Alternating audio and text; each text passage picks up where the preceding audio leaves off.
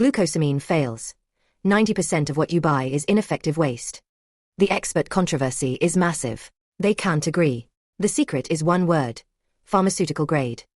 This high-quality supplement is proven to work like a powerful drug, minus the stomach risk for your dog. Have you ever been in the supplement aisle just staring at a wall of bottles for joint pain? It can get pretty overwhelming, right? Well, today we're going to unpack one of the most debated supplements out there and get to the bottom of why the world's leading experts just can't seem to agree on it. Okay, let's just jump right into the thick of it. The core of this whole thing is that we have two major international medical groups looking at the same science, and they've published completely opposite advice. It's a perfect example of how complex this stuff can be. So here's the burning question. For knee osteoarthritis, is chondroitin sulfate a thumbs up or a thumbs down? You'd think there'd be a straightforward answer, but as you're about to see, it's anything but simple. And here it is, laid out as plain as day. On one side, you have OARSI, a huge international research society, giving it a strong no. But on the other side, ESCEO, a major European group, says yes, but with a huge catch. It has to be pharmaceutical grade. And that little phrase is the key to this entire disagreement.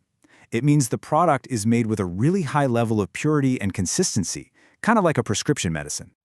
So to really get why they're at odds, we need to understand what this stuff actually is. What is this molecule at the center of all this debate? Well, chondroitin sulfate isn't some weird foreign chemical. Your body already makes it. It's a natural and crucial part of your cartilage. The best way to picture it is like a tiny little sponge. It's part of these bigger molecules that soak up water, and that's what gives your cartilage that bouncy, shock-absorbing cushion. For years and years, if you went out and bought a chondroitin supplement, it almost definitely came from an animal source, usually from cow or shark cartilage. That was just the way it was done. But that's starting to change in a big way. And this is where we get back to that whole pharmaceutical grade idea. To get a feel for it, let's look at how a modern, super-controlled version is made. Because scientists have found a new and honestly pretty surprising way to produce it without involving any animals at all. Believe it or not, the new source is bacteria. Yeah, a non-animal version of chondroitin is now made through a fermentation process, and it uses a very specific, totally harmless strain of E. coli. Okay, this looks pretty intense, right? This is the actual manufacturing flowchart from an FDA submission. But don't worry, you don't need a PhD in chemistry to get it. The main thing to see here is that this is a serious, highly controlled industrial process. Let's break down what it really means. It really all boils down to three big stages. First, the bacteria get to work in a big tank, a fermenter, and they produce the basic skeleton of the molecule. Second, that molecule goes through this massive purification process to isolate it and get it super pure. And then finally, in a carefully controlled step, they add the crucial sulfate groups to create the finished active ingredient. So, you've got this new, high-tech ingredient. That's great. But how in the world do you prove that it's actually safe for people to eat? Well, here in the United States, that involves a really strict process. The goal is to get something called GRAS status. That stands for Generally Recognized as Safe. Now, this isn't just some marketing buzzword. It's an official classification from the FDA. It means a panel of qualified, independent experts reviewed all the science and came to the conclusion that, yep, this stuff is safe for people to use.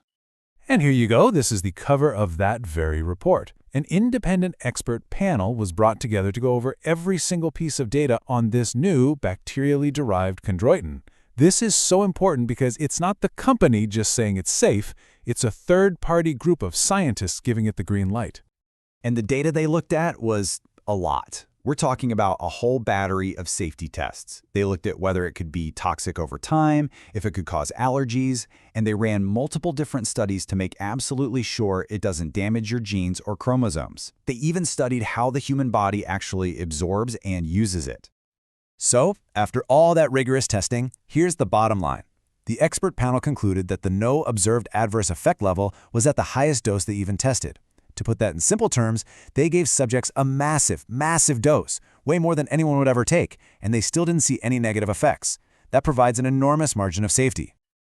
Okay, so now we know what this stuff is, how a modern, pure version gets made, and how it has to go through the ringer on safety testing.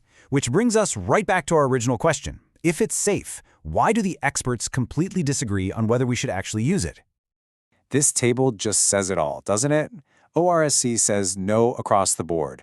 They basically say there isn't enough good evidence that it works. But ESCEO says a strong yes, but only for those high-quality, pharmaceutical-grade versions. They believe the evidence for those specific products is positive and strong. And this right here, this is the heart of the conflict. It all comes down to how you interpret the data. OARC's approach is to lump all the studies together, good ones, bad ones, high-quality products, low-quality ones, into one big analysis.